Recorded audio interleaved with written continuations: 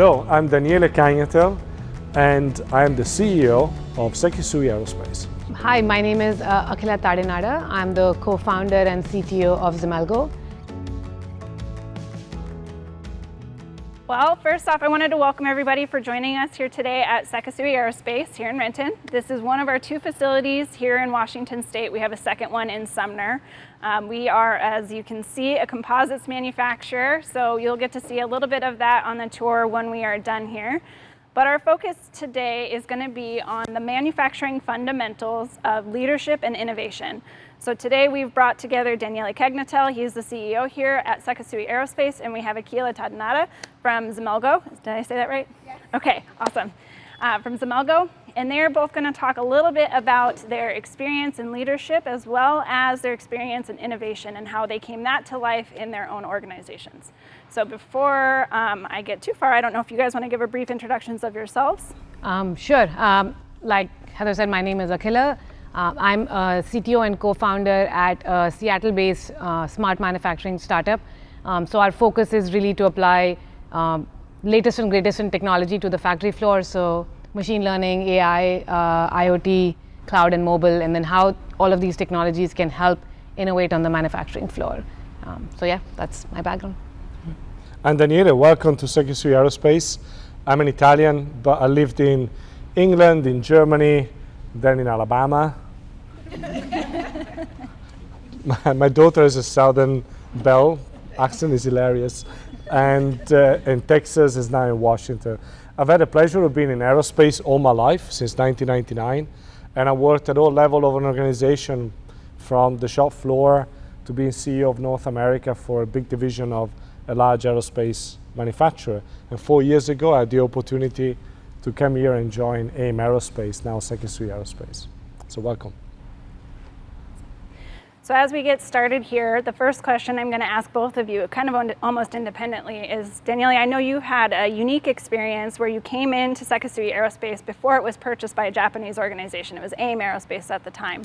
So when you joined the organization, I'm curious how you went about integrating yourself into the leadership team and how you started to gain the trust of the team members that were here.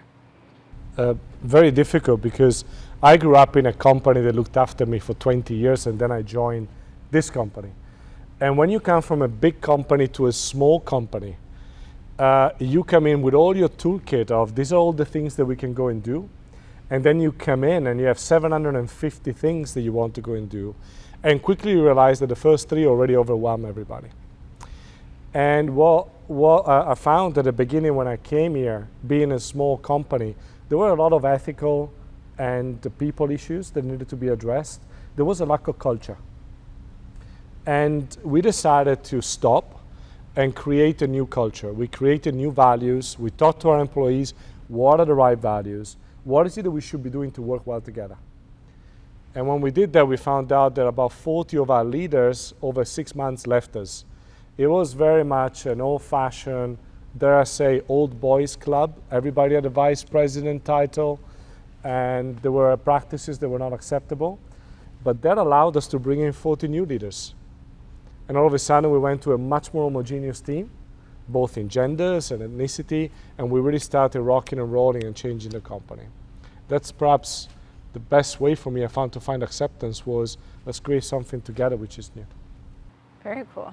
And similarly, you, Akhila, I know at one point you had worked at a Hitachi, and then you and Rich had come up with this idea of a company. So can you tell us a little bit about that decision and journey to start your own thing? Yeah, so yeah, my background, I was in software engineering. I worked at Hitachi for 7 years, and the last of it was actually doing Internet of Things for Hitachi. So this was their MRI machines, excavators, elevators. They pretty much wanted to compete with GE, and so they were working on smart products. So that's really what I was doing. But my background at Hitachi was I worked on launching a lot of new products. So intrapreneurship, I know Wim has done events on intrapreneurship. So I did realize that I loved doing that. Launching new products was something that I was passionate about.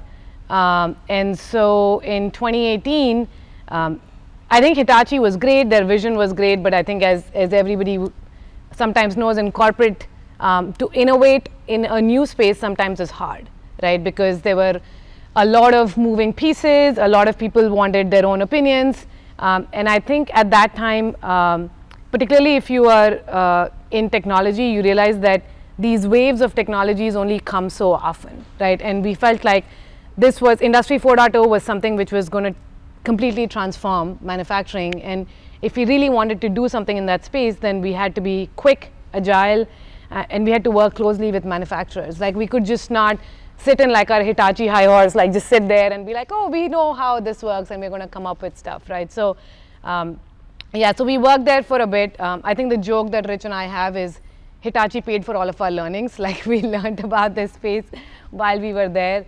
And so yeah, I think there was that where we felt very passionate about this space, and we wanted to build something new in this space. I think the second thing, which is why I love working with Sekisui, is all about culture. So we had some of our teams at Hitachi, so Rich and I had worked together for a really long time, and our culture was very team-based. So it was all about how do we innovate together as a team, and it was not like you versus me. And particularly in the tech world, there is a lot of like, how can I jump over you and get to the next level? And I think personally for me, we wanted to build a company where we could prove that you could do amazing work, and you didn't have to pit people against each other to make that happen, right? You don't have to be competitive inside the company, which seemed like a culture in a lot of companies at that point of time. And I think that unfortunately affects women a lot more than it does men, when you pit people against each other and you say compete, because now you start measuring them on the same metrics, and women just operate differently than men, right? So I felt like, because I remember getting into leadership, there was a lot of, you're not aggressive enough, you don't do this. And I'm like, I don't want to be aggressive, I just want to collaborate. Like, can I do that, and can I be a leader? So I think that was the other intention, is we wanted to almost like prove to everybody that you can build a company, you can innovate, and you can do that in a collaborative sort of way, and which has sort of become the ethos of what Xemelgo is right now. So let's lean into that a little bit. So as you've built your team at Xemelgo, I know you work in the UW space quite a bit and with new students that are coming out, but how do you go about cultivating the people to bring into your organization? What attributes, skill sets, personalities are you looking for? Yeah, I think the first thing is definitely, we always say like we want people who want to run to the top of the hill, but then come down and take like 3 other people with them, right? So I want to finish my job, I want to be excellent at my job, but then I want to see how I can help 3 other people be excellent at their jobs too, right? So that coaching sort of mentality. So actually, even in our interviews, a lot of times the interview that is all about like, what did you do? How did you help other people? Like, if you were in a challenging situation, how do you get out of it? So I think the cultural aspect is the most important aspect that we're looking for when we're bringing in people. And then being a startup, we're really looking for lack of better words, scrappy people. We want, we just want to say like, you have the least amount of resources, and then what can you make happen in those resources? So when we're interviewing UW students, I'm always like, looking for students who also did their classes and also did a startup on the side and also wanted to make some money. And I'm amazed because I couldn't do that in college, but there are people who can, right? So we're always looking for those sort of people that are always looking at what else can I do in this space? How can I make this better? Because that's really what we are trying to do here as a startup. So I think, there's other things, but I think for the most part, those are the 2 most important things that we're looking for. Very good. So on the flip side, Daniele, you've got a larger organization, it's much more established. So as you're building out your leadership team, what are some of the attributes and characteristics and just, I guess, mannerisms or whatnot that you're looking for when you're building your team? We're looking for otherism. Or Macmillanism. No, it's quite tough because when you go and interview people, right, and you say, oh, tell me about the company. Well, let me tell you, you can find another 500 companies like ours, right? You want to find somebody that does composite aerospace, I love composite aerospace, choose. However, if I can tell you about our people and how we operate within that company, that's who you're joining. You're not joining the product, you're joining the people. So we're looking for people that appreciate that. I had the fortune in setting up my team to work with a French anthropologist who had a PhD in archaeology as well, which I think is fundamental to understand the history of people and where people come from. And she was wonderful at injecting this type of culture coming in. And ultimately is, how do you find somebody that wants to join your team, and how do you interview them to understand, do they have the cultural attitude to join you? Not are they like you? Are they going to join on this bandwagon? Where our culture is very much around, we don't really have an org structure. Many people struggle with that. We have an org structure for reference point, but we don't operate within the org structure. We work all as partners. Do you have people which are comfortable coming into that type of structure? Do you have people which are comfortable having different jobs every 6 or 8 months? You know, my management team, every single person on my team has managed one of our factories. My head of HR, Linda, she was a general manager of Renton, where you're sitting here. My head of contracts, Chelsea, she was managing 700 people in Sumner. My head of Industry 4.0, Matea, she was managing a facility in Auburn. Everybody had 6 months leading the business. So everybody understands what everybody has to go through. And it's been painful. But do you have people that want to join that culture? And that doesn't always work out, right? So that's the key challenge. So along those lines, you mentioned that all of your executive staff has led an organization underneath that. How did they get to that role? What got them to that middle ground? Because that's a gap in our workforce right now, is there's not enough people stepping up into that intermediate role. Yeah, you have so to take risks. how do you get them there? You have to take risks. I'll never forget, I was on a shop floor with 24 years old, operating a machine, and somebody looked at me and went, you know what? You're going to be the machine shop manager. And I was 24, I didn't have a clue. And the first 6 months were pure pain. And they watched me survive or not making it. That person took a risk on me. I'll never forget that person. We're still dear friends. If that person didn't take that risk on me, I would have never been having the pleasure to sit here and talk to you. And we have to take risk. I remember when we were under AIM Aerospace, where the private equity, the board of directors said, you're crazy, you're not putting those people to manage a business. Yes, we will. Because they will never be ready. And we have to take risks to the next. We have Heather, you're managing an ERP implementation, which is very different than anything ever done before. Mm-hmm. You're going to do it. And it's about taking those risks. When you fail, it's about putting somewhere support to make sure that those people don't feel like they failed and they can move on to the next thing. That takes work. That is no, here's the dashboard, here's the KPI, you failed, you succeeded. That takes work. You have to engage and you have to prepare to take that risk on your own shoulders for the other people. But ultimately, I find it extremely rewarding and it bonds people. So before we move on to innovation, one question I would ask both of you is, many of the people sitting in this room today may not be in a leadership position. So if they are reaching for that as a goal, what would be your advice to them?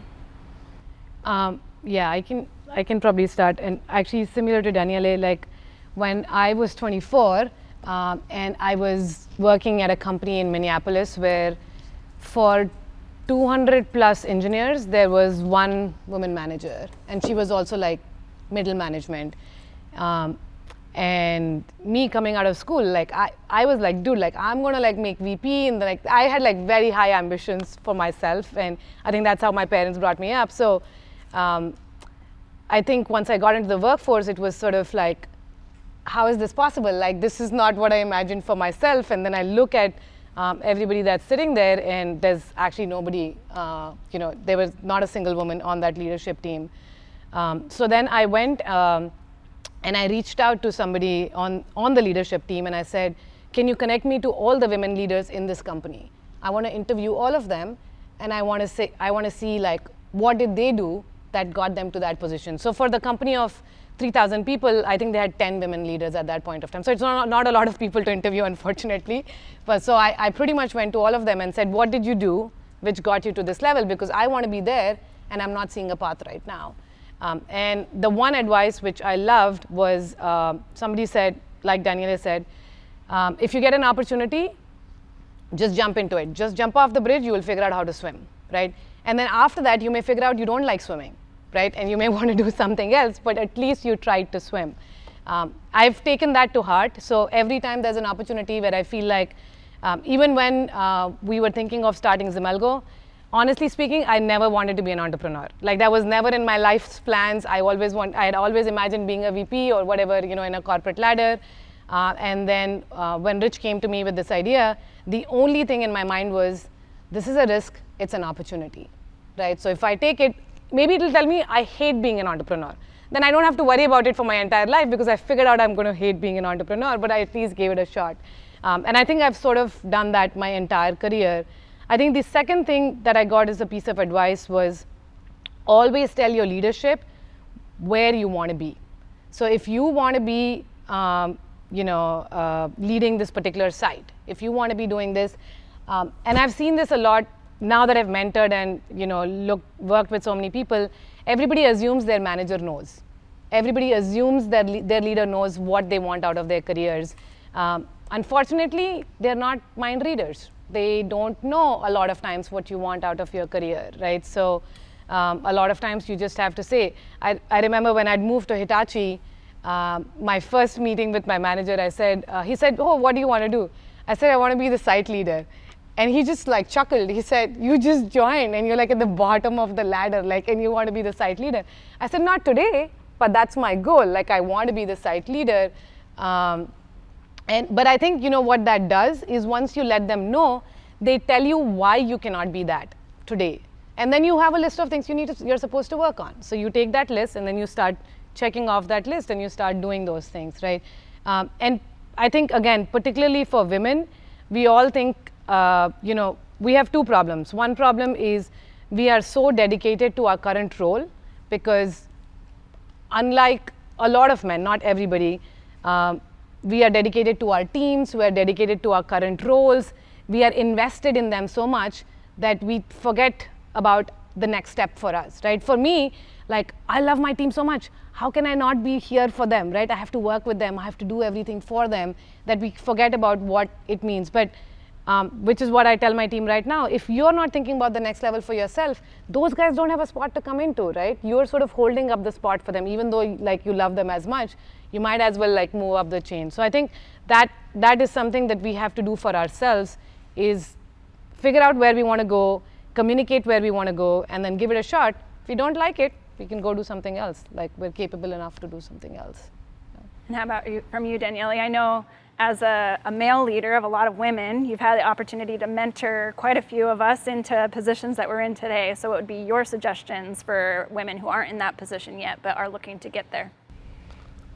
I never written a leadership book, so take this is my personal opinion based on a statistical sample of one, me.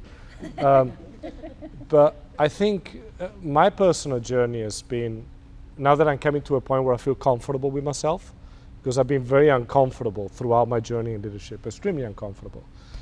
Sleepless nights and not sure, is this what I want to do? Am I going to make it? Am I going to be loved? Am I going to be appreciated? Now I'm coming to a place where I feel, okay, I've got a database of information large enough to know I'm going to be okay. And I'm beginning to feel I can help others more, right? My personal opinion is don't try to be somebody you're not. People always say you have to work on your weaknesses. Forget it, it's never gonna work out. You're gonna be weak in those areas, accept it, live with it. You can improve them a little bit. Work on your strengths. Yeah. When you see people going away to a leadership training, they can still tell when they come back, oh yeah, they learned about that they want to put it in practice. Be yourself, be natural. That's one key thing. I think I watched many leaders, including my dad, who was a big leader. We are built out of the matrix that we are formed when we are children. Our family experiences, our love experiences, they form until we are 7 or 8. That's us. That's our matrix. We can build on that. We can try to modify it a little bit. Leadership is very much at the core. It's so emotional. It's touching. You touch people, and people are made of a lot of things. Try to be something that you're not, because you have to be in an aggressive environment, or you have to be in a expansive environment, or you're an introvert and you're in a very extrovert environment. There's no point. You will fail eventually, in my opinion. Focus on what you are and who you are. And by the way, sometimes you be in a place where you think I'm not a good leader. It's not you. It's the situation, it's that business, it's that thing. I know if they ask me today, we got this business to restructure. This division is going down. We need somebody to come in, aggressive cost cutting. We're going to shut down factories. We're going to go and make a new strategy of reducing this and that. I'm going to say, look, I can do it. There's thousands of people much better than me to do it. That's not what I do. And if I'm in that situation, I start putting people in place that help me doing that for me, because I'm not good at it. There's other stuff that I'm really, really good at. Most importantly, there's other stuff that I like to do. And hence I want to go and do what I like. So try to be yourself, be natural. The other thing, in my opinion, and I'll leave you with that, I think leadership is a giving game. Taking doesn't work. And to give, you have to understand what is it that you're giving, what can people receive, and some people won't be able to receive it, and you have to give up at a certain point. And how do you keep balanced? It's a balancing game every day. What you give, you come in with your battery full, you go home with your battery empty, and it better be empty, otherwise you haven't given yourself. What have you given to others? And it will come back eventually. That's my personal opinion of sample size 1, so take it for what it's worth. Well, I appreciate that. One piece of advice that I recently heard at a different conference, but I found invaluable, is that it's not a leadership ladder, it's a leadership lattice. Everybody has a different path to the top, so you just have to find it. It might not be straight, so just think of that as you're trying to grow in your leadership roles, as it might be a lattice instead of a ladder. So with that, I think we're going to move a little bit more into the innovation space.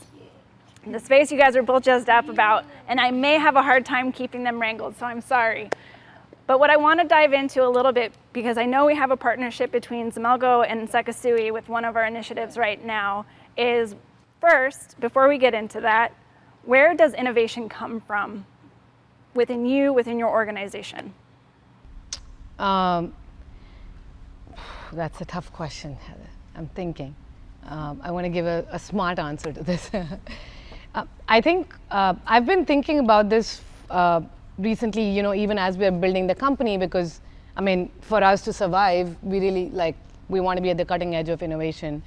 For me, the one thing that I've been thinking about recently is innovation actually comes at the cross-section of a lot of things, right? So the more that I've worked with manufacturers in a co-creation sort of mechanism, where it's not been like, oh, I come up with an idea, do you want to buy my idea or not? But like, let's put our brains together on there's a problem and how can we use the tools that are existing to solve that, right? So I feel like that's, for me, more and more is becoming where we're starting to innovate. Like when I think of, for example, Amazon, did Amazon come up with internet? No. Did they come up with websites? No. Did they come up with books? No. Did they come up with publishing? No.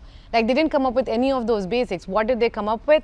They came up with the cross-section of if I can apply technology to retail and use that to get these goods faster to people, then I can innovate in that space, right? So I'm becoming a huge believer in cross-sections, which is why even at Xemelgo, I think the reason we were so excited to launch Xemelgo in Seattle is we have Amazon, we have Microsoft, we have the big tech giants, we have all these aerospace companies, we have space companies in the space. So personally for us, we think there is no better place on the planet than Seattle to innovate in Industry 4.0, right? You have everything that you need in order to innovate in this small city that's out there. There's very few clusters like that anywhere else in the world.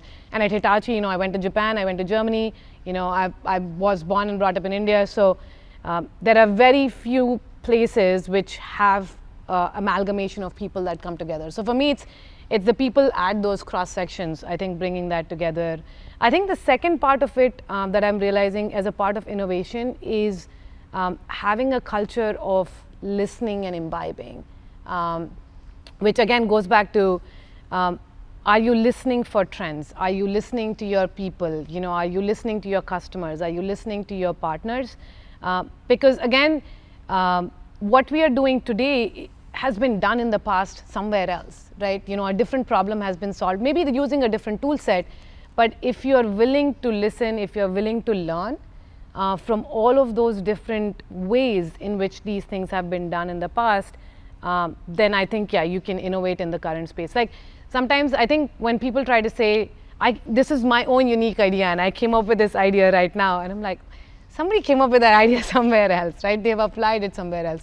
You came up with a new, unique opportunity for it, right? And you figured out how to make it happen in that opportunity.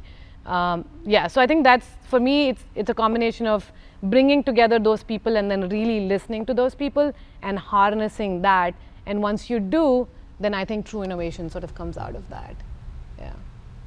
I like a lot what you said about amalgamation. Yeah. It's to quote Bezos, like he said, it's easy to have great ideas, it's difficult to execute them, Yes, right? that was my next point, but I left it to you. Yeah, I think because as a startup, we also go and meet a lot of investors. The one thing that always comes up, so investors, they're getting pitched by startups all the time. Like they get like hundreds of pitches every day. And the one thing that they look for is actually not the idea, but can the team actually execute or not, right? Because yeah, you can get the idea from somewhere else, but do they have the persistence? And I think 4 years of doing this, I've definitely learned a different meaning to persistence, which I never had before.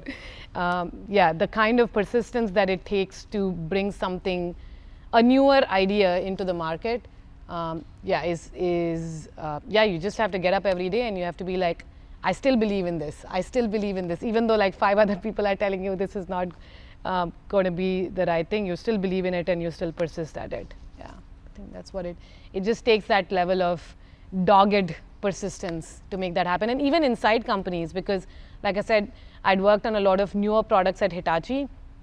To get an existing sales team, which is making their numbers off of something else, to sell a new product, it's harder than even doing it at a startup. In a bigger company, to convince those people who already have their client base, who already are getting their margins, who already have their quotas set, to then say like, hey, I have a new product, do you want to go sell this? Why do I want to work so hard? I don't want to work so hard. My quota for this quarter is done. I don't want to go sell this thing. And that, I think to do that, what is needed is leaders who can paint the vision, is leaders who can bring people together on why doing this is important. And people don't buy, money is great, but at the end of the day, people want to make a difference, right? So it's important to have that vision of why doing something like this is important. Like right now, like I talk to my team about this all the time.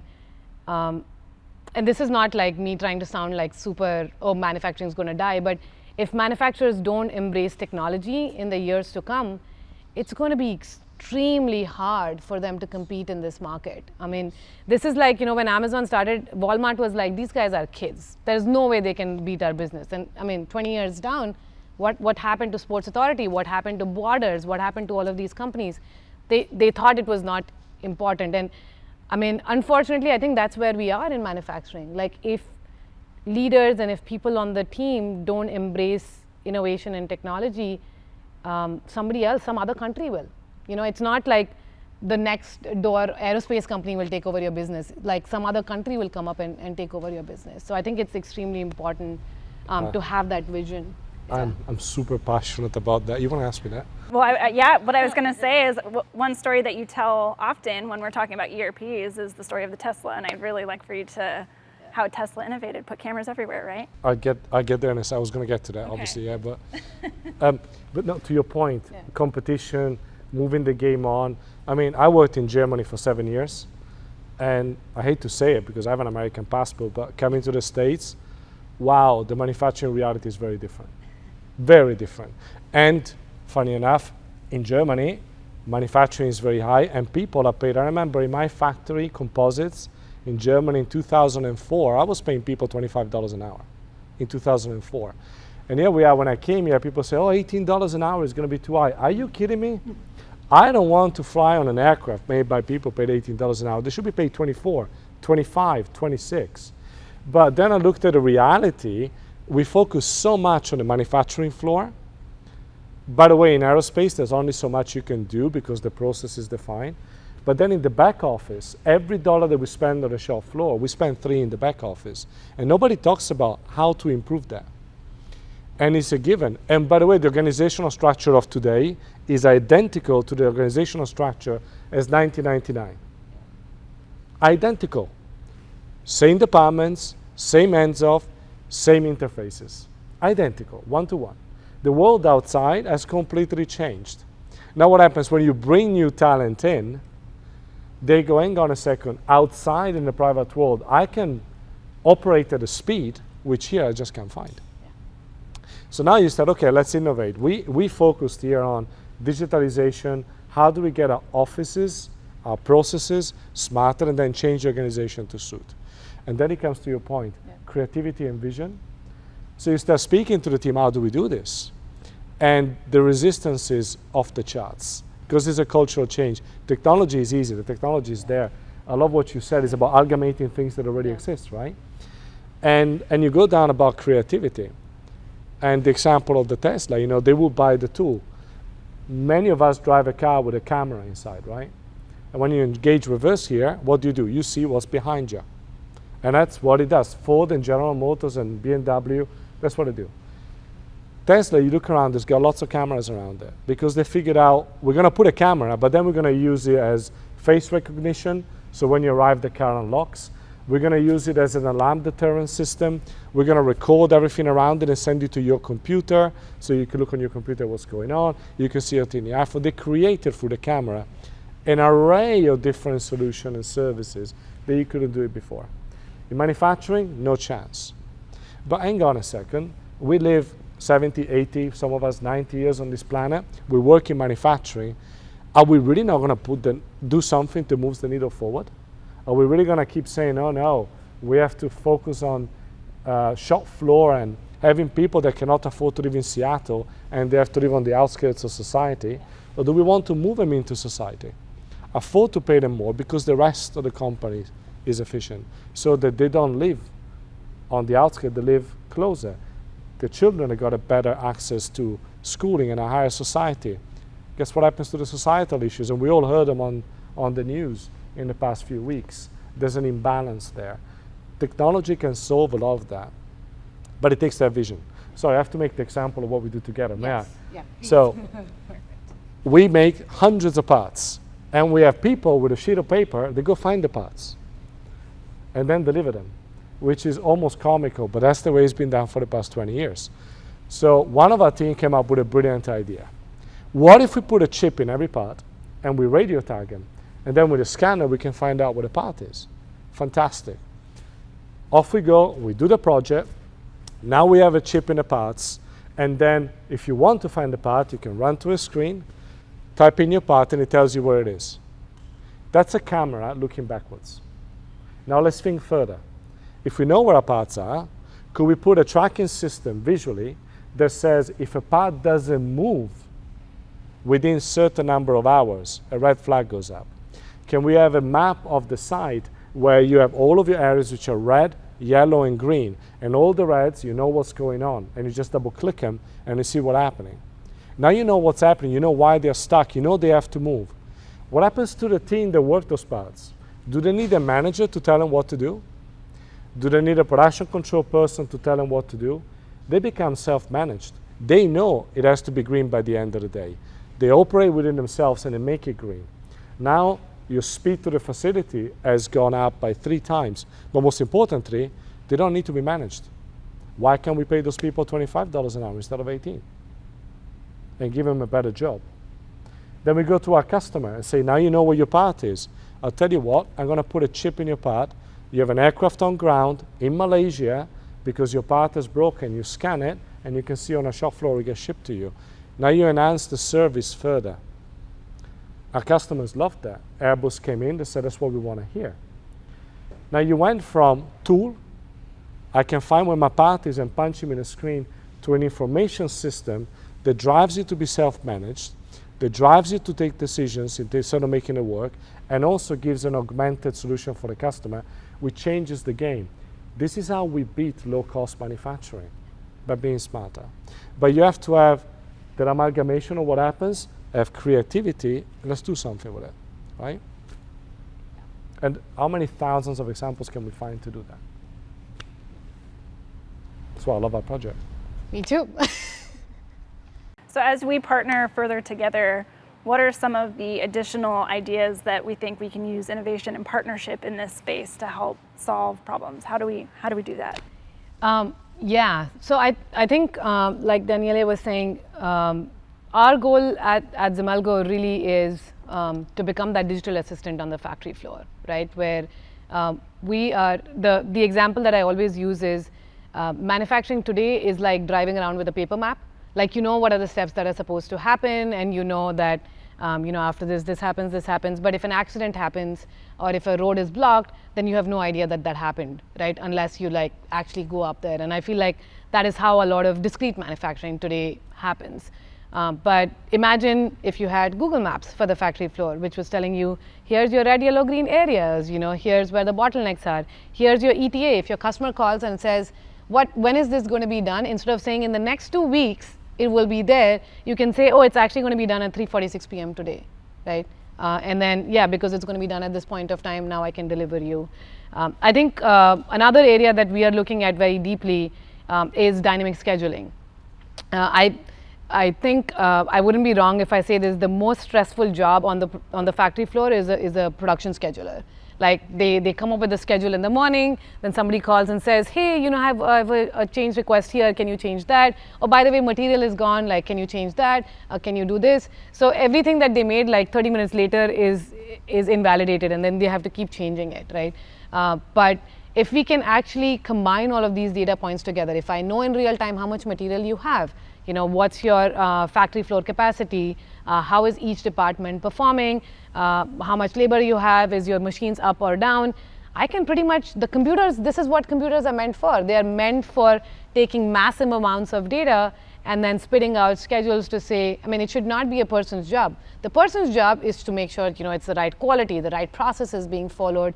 They're innovating on what materials to use, like they're coming up with new composites, right? But they shouldn't have to worry about what's the most efficient way to get this thing done. Like that is what computers have already done. Google Maps already knows that stuff. Uber already knows how to get the fastest car out to you. So which is why I say it's not like these have not been done. These ideas exist. And one place that can use it the most is manufacturing, right? And I agree with Daniele, like we want our best people. The one thing that I hear all the time, I work with a lot of manufacturers in the Seattle area, they're losing people to Amazon warehouses, because Amazon warehouses pay $20 per hour maybe for picking, right? Where would people rather work? Would they be making a space part, or would they rather be picking? They would actually be making a space part that is much more creatively satisfying, that is much more intrinsically satisfying as a job. But just because it doesn't pay as much, you're picking a job which is probably not as exciting also, right? So yeah, if we can look at everything which is manual on the factory floor today, all of your data entry, all of your barcode scanning that happens, people cycle counting, people running around and trying to find parts, people trying to like fix machines because they figured out after the fact that it happened. If we can have sensors do that job and computers do that job, then let's make our people work on the real high value stuff and then pay them for that sort of high value stuff. So I know all of us don't work in this rose-colored glass of innovation, right? So I imagine that many of you have barriers to making innovation happen within your own organizations. So I'm curious from you two, what would be your suggestion to people who work in that space to start that process? What's the spark? Simple. Find something simple that works, and then build on that and get people to engage with it and like it. It doesn't have to be super clever. And give people something with the technology that they value, they can actually use and improve their lives. But simplicity is so important. I think my advice is start. Just that, just start. It doesn't have to be big. It can just be the smallest. Even when we started working with Sekisui, it was just 2 dog doors and a few parts going back and forth between 2 dog doors. It wasn't like this fancy data science machine learning project that we were trying to do. We were just trying to locate parts going back and forth. And that's really where we started. So I think, and I don't know why this is, but I do think a lot of times manufacturers are slightly gun shy when it comes to technology. Maybe because they're used to these big, large ERP systems, which take, again, nothing against ERP, Heather, but it takes a long time to implement. I think, but that doesn't have to be true for all pieces of technology. Some of it is just simple stuff. You can just start And then once you do, you will know, I think it will automatically spark ideas in your team. I think the other is to leverage the community. Like for example, Sekisui has a massive implementation in Sumner, and just go visit and see what other people are doing. I think that's the other thing which is sort of lacking, is manufacturers are not leveraging what other manufacturers are doing. Like, you know, they have already tried it out. They have already like figured out what are the pitfalls. Just go ask, hey, what did you do? And I think a rising tide lifts everybody. So instead of like people trying to say, this is like my competitive advantage and, you know, I want to keep it to myself, I think everybody's technology implementation will be unique to their own circumstance, right? So at the end of the day, if we can all share what our learnings are, it's just going to lift everybody. And some of it is the work's already been done for you. Somebody already figured out what works, what doesn't work, what's the easiest way to do this. You know, they have ROI that they can potentially share with you, that you can share with your stakeholders. So leverage that. You know, somebody has done that work. Why not take that back to your team and then just start? At Sekisui Aerospace, we are a composite manufacturer. We manufacture parts made of carbon fiber that make the aircraft lighter. And by making aircraft lighter, what we try to do is to really be an enabler for our customers to save fuel, to be more efficient, and to fly further, and ultimately to connect people. We are very fortunate to be here in the Seattle area. We also have a company in Iowa specialized in very highly automated systems. And here, what we do in Seattle, we design and build components ranging from interiors, from UAV drones, all the way to thermoplastic components that are now beginning to find their way into the electrical vehicle market as we expand what we do from aerospace to electrical vehicles to medical. Thank you for joining us for our Manufacturing Fundamentals Leadership and Innovation workshop today. 3 takeaways from today's event are: 1, when you start a new position, be clear on your intentions with your new leader. Make sure they know what your expectations are for future growth. Number 2, work on your strengths. Don't always focus on your weaknesses. Your strengths will take you so much further. And number 3, when you want to innovate, start with something simple. What is a problem you can solve today with the tools you already have?